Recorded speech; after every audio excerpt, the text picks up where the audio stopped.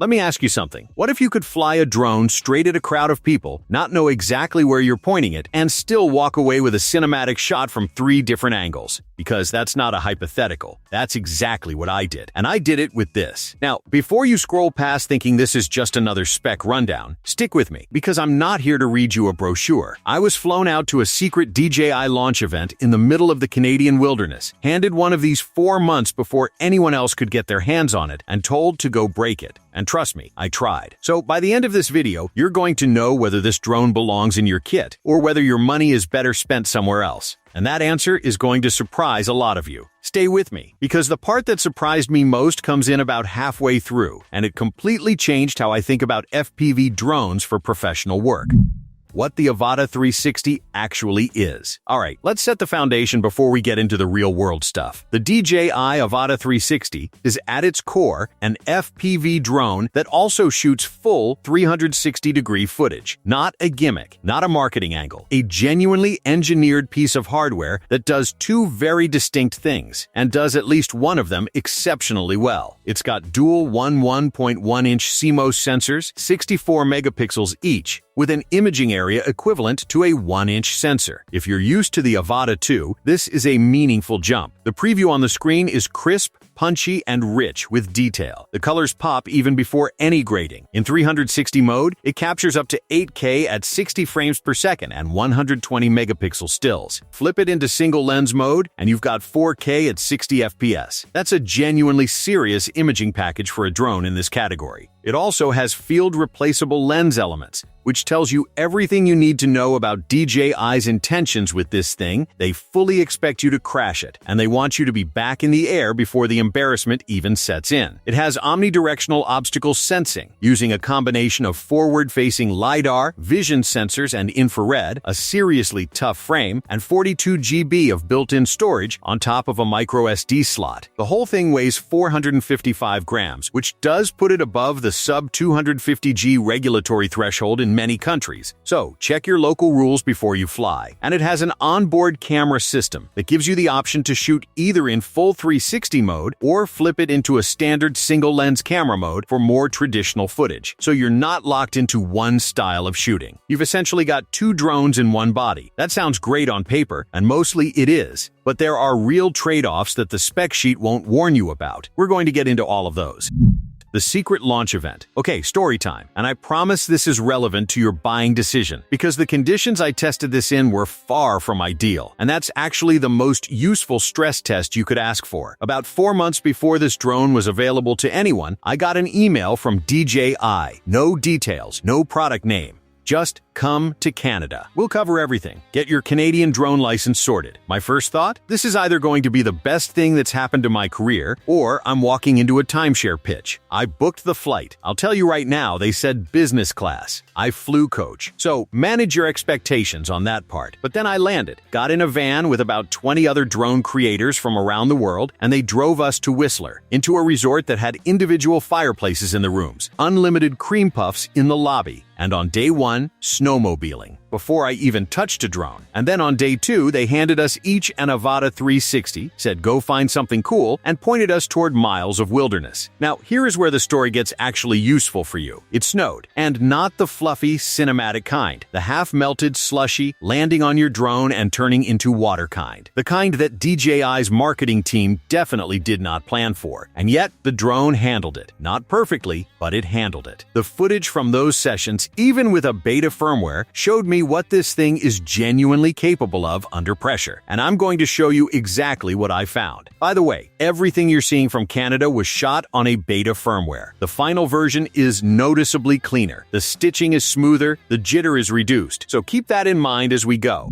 The 360 mode, where it genuinely wins. Here is where I want to be very direct with you, because this is the section that will tell you whether you need to keep watching or not. If you film live events, races, concerts, action sports, festivals, anything where you only get one shot at the moment, the 360 mode on this drone is one of the most reassuring tools I have ever put in my hands. And I say that as someone who primarily works with traditional photo and video drones with stabilized gimbals. Here's why it's a game changer for live coverage. You don't have to aim. When you're flying near a crowd, following a dirt bike down a trail, or hovering over a race start, you can just focus entirely on flying the drone safely and intelligently. The camera is capturing everything, in every direction, simultaneously. Then you go into the software afterwards and you choose your angles. You decide what the shot is in post. That fundamentally changes your relationship to the drone while you're in the air. I flew directly overhead of a group of writers at an event, and I wasn't splitting my attention between the screen and the drone. I was watching the drone. That's it. And when I got the footage back and started pulling different perspectives, front, side, overhead, pulling back, I had 4 usable shots from one single pass. One pass. For anyone who's worked live events with traditional setups, you know how significant that is. The quality at this zoom level, this framing, this distance from subject, it looks good. Not considering it's 360 good. Actually, genuinely good. Good enough that nobody watching the finished edit is going to question it.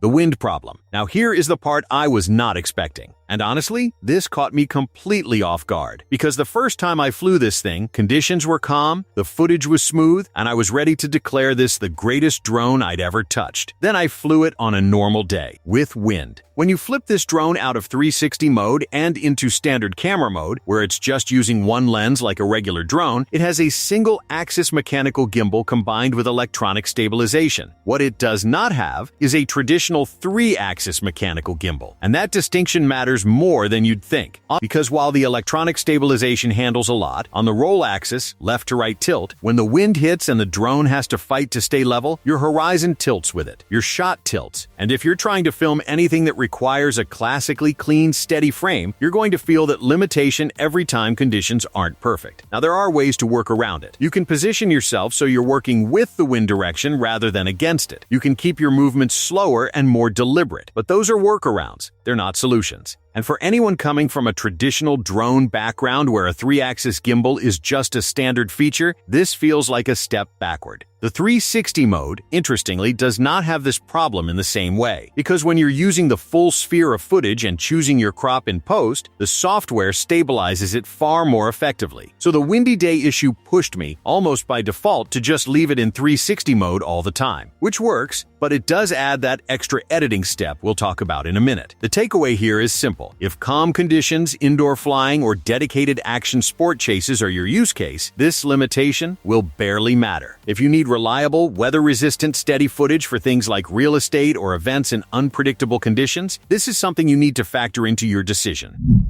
The workflow. Let's talk about what happens after you land the drone. Because this is where the 360 experience gets a little more involved than people realize when they're shopping. All your 360 footage needs to go through DJI Studio first. That's their dedicated software for processing and selecting your angles. And the good news is, it's free. It's actually pretty intuitive. Keyframing is easy enough that you'll have the hang of it within your first session. The smart tracking feature is genuinely impressive. You pick the subject, press track, and it follows it through the clip automatically. That alone saves a meaningful amount of time. Here's where it gets slightly clunky. If you shot in DLOG or DLOG-M, which you should, if you care about color grading, you can apply DJI's built-in LUT directly in the software, which is a thoughtful touch. But then, you have to export that footage, bring it into your main editing software, and continue your edit there. That's one extra step in the pipeline compared to standard drone footage, which goes straight from SD card to your editor. It's not a deal breaker. But if you're running a high-volume workflow, multiple events per week, fast turnarounds, clients who want edits same day, that extra step adds up. You need to build it into your time estimates. You need to get fast in DJI Studio so it doesn't become a bottleneck. The good news is that speed comes quickly. After a few projects, it becomes second nature. If you shot in 360 and you're editing for social content, where variety of angles and that immersive feeling are the whole point, DJI Studio is honestly more than capable. It gives you a lot of creative control. But if you're used to everything living in one place in your timeline, be ready to adapt your process. Who this drone is actually for. Alright, this is the section that I think matters more than anything else in this video. Because the Avata 360 is a very specific tool, and whether it's right for you comes down to one question: what are you actually going to do with it? Let me break it into 3 groups. Group 1, the action sports and live event creator. This is who the Avata 360 was built for, and this is where it is genuinely outstanding. If you're chasing mountain bikers, filming dirt bike races, covering concerts or festivals, documenting motorsports, or capturing Capturing any live moment where repositioning for a second shot isn't an option? This drone changes your life. You get multiple angles from one pass. You don't have to aim while flying. The durability means a collision doesn't end your shoot. And the footage quality, when used in the right context at the right zoom level, is more than good enough to sell. If this is you, stop overthinking it. Group 2. The hobbyist who wants to fly cool. You want to do flips. You want to rip through a forest. You want to lean into corners with FPV goggles on and feel like you're piloting a fighter jet at treetop level. This is a spectacular toy and a genuinely great experience. The barrier to entry is so much lower than traditional FPV. You're not soldering anything, you're not tuning PIDs, and when you hit something, there's a decent chance the drone survives. You'll have an absolute blast. Just know that you'll get your fill of it, and the sessions might be shorter than you expect. It's a rush, not a grind. Group 3. The general photographer or videographer. If you shoot real estate, landscapes, client projects, weddings, or anything that requires precise, steady, beautiful imagery, this is not your drone. It can take photos. They're fine. But it's like asking a sports car to tow a trailer. It technically works, but it's not what the vehicle was designed for, and you'll feel the strain. Get a Mini 5 Pro. Get something with a proper gimbal and a 1-inch sensor. You'll be happier, your clients will be happier, and your sanity will thank you. The business angle. Let's talk money, because a drone at this price point needs to earn its place in your kit. And if you approach this strategically, the Avata 360 can absolutely generate income, but the path there is specific, and you need to be intentional about it. The most direct monetization route is event coverage. Bike races, marathon finishes, adventure sport competitions, music festivals, local car shows. These are events where one drone operator with the right gear can provide genuinely unique coverage that a standard camera crew cannot replicate. You're flying in places they can't go, capturing angles they can't get, and coming back with 360-degree footage that gives editors something they've never had before. But, and this is important, the footage has to look great. Not pretty good for a drone, not solid considering the conditions. It has to look great enough that when you send a reel to an event organizer, they feel the urge to share it before they even ask you the price. Two things make the difference between forgettable footage and footage that gets you hired again. First, practice. You need enough hours on this drone to know exactly how close you can get to a subject, how fast you can bank without the shot becoming unusable, and how to position yourself so the environment works for you. That confidence shows up in the footage.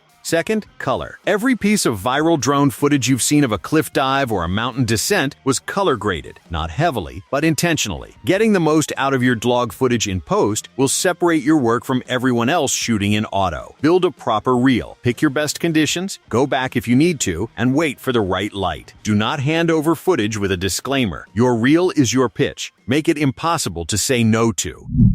Avata 360 Visors. The competition. Let's address the obvious question. Who got to this category first? That would be Antigravity, a drone brand that was incubated by Insta360 and launched their A1 drone in December 2025. And I want to give them real credit for that, because being first to market with a genuinely new product concept takes guts. The Antigravity A1 is a capable machine, sub 250 grams, solid 360 footage, and a neat fly-first, frame-later workflow that will feel immediately familiar to anyone who's used an Insta360 camera. But it does have a notable limitation. It can only shoot in 360 mode. There's no single lens mode. So what you see is what you get, no switching. But quality-wise, when I compare the sensors, the Avata 360's 1.1-inch sensors versus the A1's 1.28-inch sensors, the DJI has a larger imaging area and a more capable imaging pipeline overall. When I look at footage side by side, sensor performance, color rendering, and the overall cinematic character of what the Avata 360 produces, I would still choose DJI. Not by a massive margin in every scenario, but consistently enough that if I'm putting footage in front of a client or building a commercial reel, I want it to be the DJI. And at a significantly lower price point than the A1, the value proposition is hard to argue with. The smart controller experience also deserves a mention here. Almost everything I shot at the Canada event was done with the RC2 smart controller, not the goggles.